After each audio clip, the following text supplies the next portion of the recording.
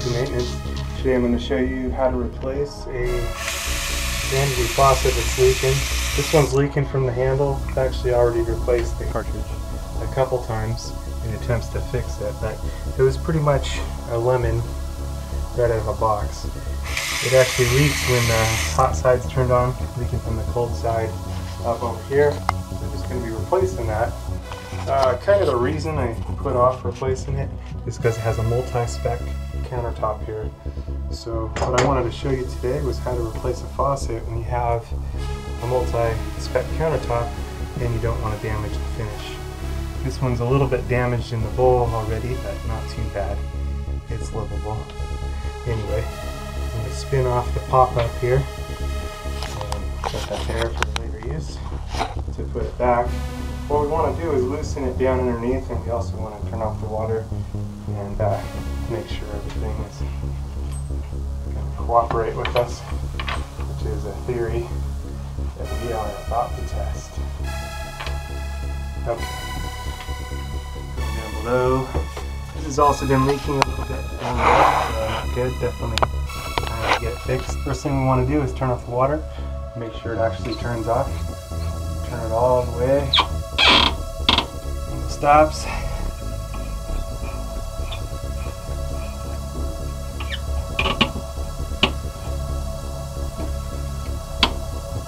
Okay, and then we'll come back up top and we'll make sure that that actually turned off. No drips, we're good. Occasionally you can reuse these supply lines, but in general it's just better not to. They're actually rated for one-time use. So I'm going to be replacing those today. If you're really stuck, sometimes you can get away with not necessarily replacing them. I'm going to climb up in there.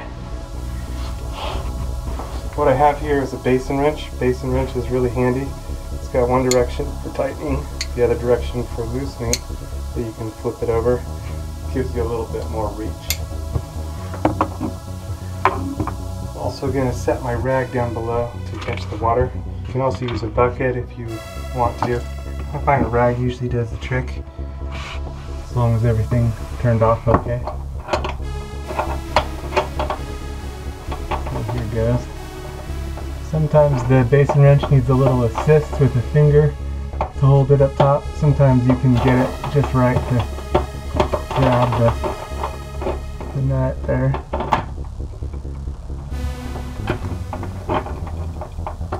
Sometimes it needs a little helping hand.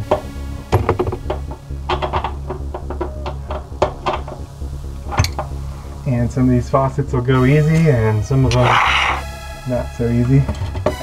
It just depends.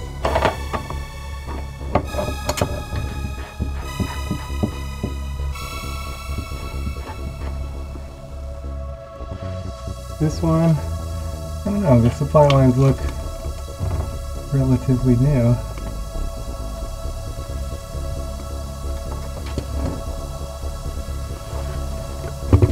I might just reuse them.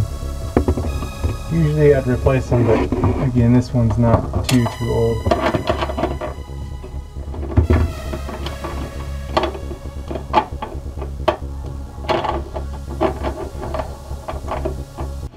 Take a chance if I don't replace it. Sometimes you wind up needing to replace it again afterwards. I think I'm okay with that on this one.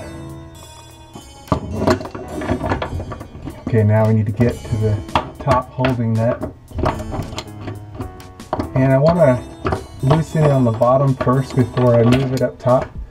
Well, not move it, but what I'm going to do up top is slice it with a razor blade around the base.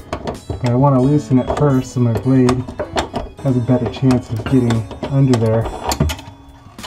And that way we don't peel up the multi-spec by accident. So just going to undo our holding nuts here. Bring them on down.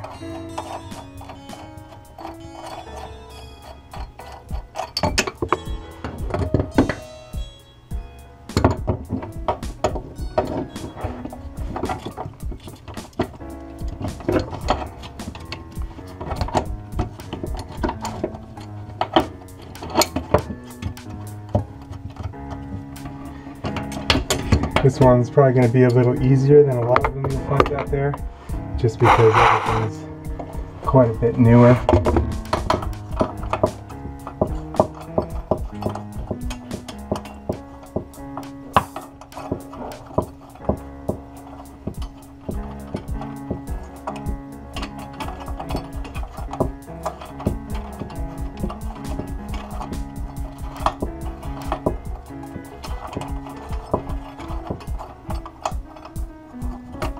Okay, now we're ready to go on up top.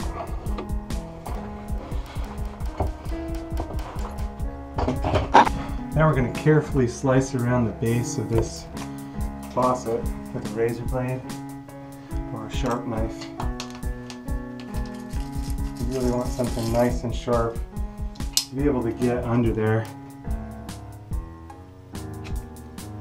from this deal here.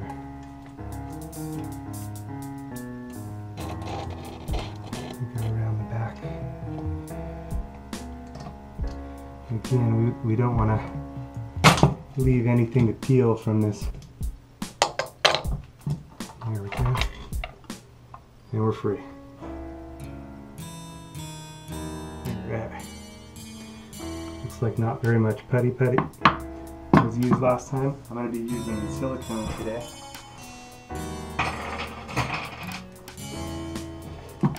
It looks like not much plumber's putty was used last time. Clean it up a little bit this time. Just carefully though, because I don't want that to peel at all. And it's definitely going to have a tendency to peel towards the back, especially because it's been leaking there. Here's my new faucet. Prepping it and getting it ready. I'm going to want to pop out this little back plug right here. There it is. That'll allow us to put the pop-up through. And before I put my silicone down, I just want to see how this is going to seat. If oh, perfect. It's going to cover the hole there just right. So really not any need to refinish the bottom, do anything too fancy. Anyway, here's my silicone. It is a lot easier if you wear gloves when messing with this stuff. I'm not going to be using gloves. I'm going to show you how to do it with toilet paper instead today. You don't want to use a rag because it'll just get in your rag and then wind up getting spread to something else, or drying your rag and ruin your rag. I've put the silicone around each of the holes and across the front and the back to isolate each of the holes. So if we did have one of these leak, it gives us a better indication where it's coming from. Although this bottom plate sometimes will interfere with that indication, but still the way I like to do it, just to isolate things a little. Now I'm going to slide it on down and guide the pop-up rod through the top. Push it on there and we'll go back down below. This has these larger plastic nuts, which are nice. They work really good. You just want to make sure when your first threads and nothing's cross-threaded, because they are plastic and you're going on the metal. If you get them cross-threaded to start with, it's just done deal. It's going to re-thread those threads, and then you're not going to be able to get it right. So you just kind of got to feel for it at first. Make sure it's not cross-threaded. First one I just brought up, not too tight.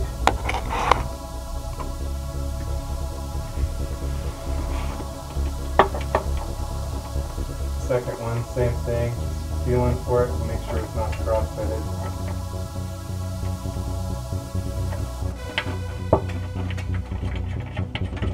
It should turn on nice and easy.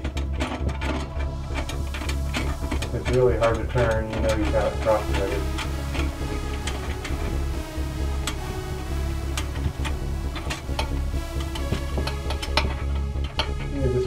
sure it's straight up top.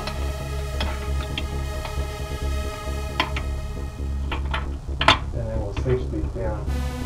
Pretty much as hand tight as you can get it. You don't really need a tool to tighten these down. Just really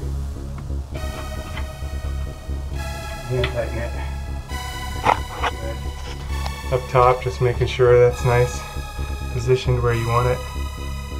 Gonna return our pop-up seal on. We're all set there. And now we'll put our supply lines back on. This would be the time to replace the supply lines if you're going to do that, which most often I would recommend because these are really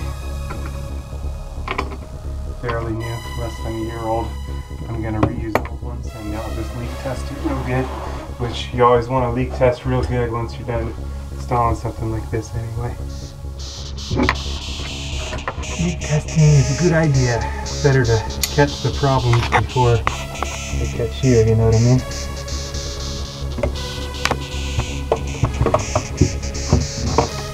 So, here it goes.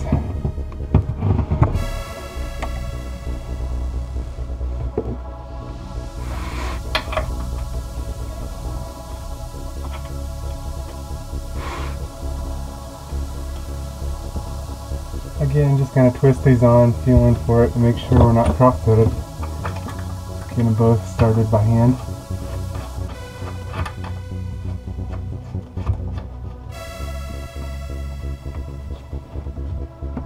You want to make sure your lines aren't kinked at all. There's no funky bends in the lines.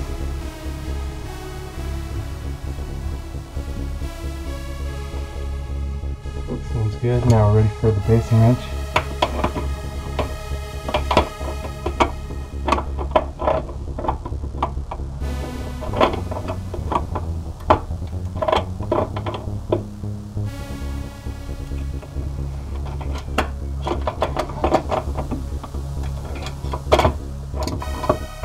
Basing wrench is very nice for this stuff.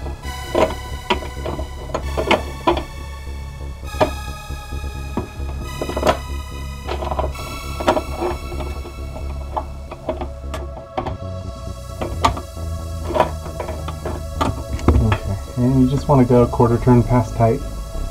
Then you'll do your leak testing and all that. Make sure you have no leaks. And if you do have a little bit, then you can tighten up a little bit more. It's a little better with plumbing not to over tighten things. Just tighten it where it should be. And then leak test it. And then if you need to tighten it more, then tighten it a little bit. You can actually do more damage by over tightening something.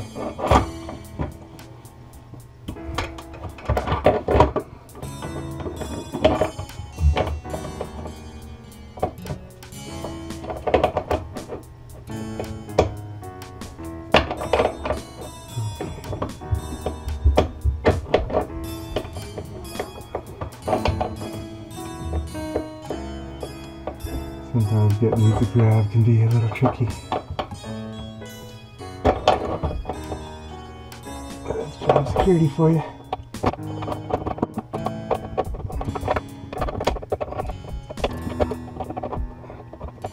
Okay. And now we'll test it out. You want to make sure both your lines up top are open before you turn the water on. As long as both lines are open, there we are, good. Turn the water on. Occasionally you'll run into an angle stop that'll leak in between the on and off positions. And then it'll shut off once it's fully open. So if you do see a little bit of moisture in between there, don't worry about it too much yet. Just get it open and then check it. Here goes the hot side. You can hear the air in the line. That's why we left the lines open. If we didn't leave that line open, the air would go down the plumbing line and it can cause what's called an air hammer. That little pocket of air will punch through any change in direction of the pipe and just stress out the joints and unions, and it could cause a leak. so I like to get the air out early on. We're going to feel around all our supply lines. Make sure we got nothing leaking in our angle stop. Checking up and in there. Up here, top.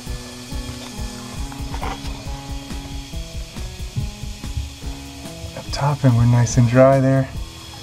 Making sure we got nothing leaking down. We're good. Nice and dry. Good to go. A tiny bit of moisture just from what was left from taking it apart. Other than that, everything's good. We'll go ahead and turn the water off now. Come up top and we'll clean up any of the excess silicone. It's better if you have gloves, then you can wipe around the outside, but if you don't have gloves, take a little bit of toilet paper and just wipe up any of the silicone that's squeezed out, and we'll just flush it down the toilet. We don't want any silicone on the bottom of our faucet. Go ahead, flush that on out. Alright. And there's our nice new faucet. Good to go. No more leaking up top. We're all set. Here's the old one. Toast. I can salvage the hot cartridge if I want to. I don't think I will. I'll just junk it. It's kind of a cheap one, so no biggie. Good to go. Nice brand new faucet. Anyway, that's how to change out the faucet on a marble top, a countertop that has been multi-spec finished, which is a paint finish.